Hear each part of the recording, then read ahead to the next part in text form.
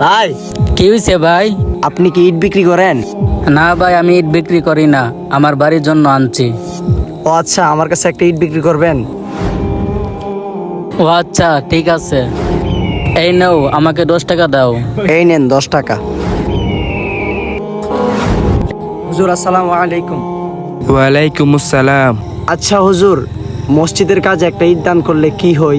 শোনো ভাই, যে ব্যক্তি মসজিদের কাজে একটা ইট দান করবে, আল্লাহ তাআলা তাকে জান্নাতে একটি বাড়ি বানিয়ে দিবে। সুবহানাল্লাহ। এই নেন হুজুর, মসজিদের কাজে আমি একটি ইট দান করলাম, আমার এই ইটটা মসজিদে দিয়ে দিন।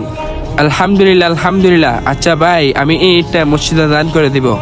আচ্ছা হুজুর, তাহলে গেলাম। আসসালামু আলাইকুম। ওয়ালাইকুম আসসালাম ওয়া রাহমাতুল্লাহি ওয়া বারাকাতুহু। তো বন্ধুরা, আপনারা চাইলে আমার মতো মসজিদে কিছু দান করতে পারেন, আর সবাই আমার চ্যানেলটিকে সাবস্ক্রাইব করে দেন।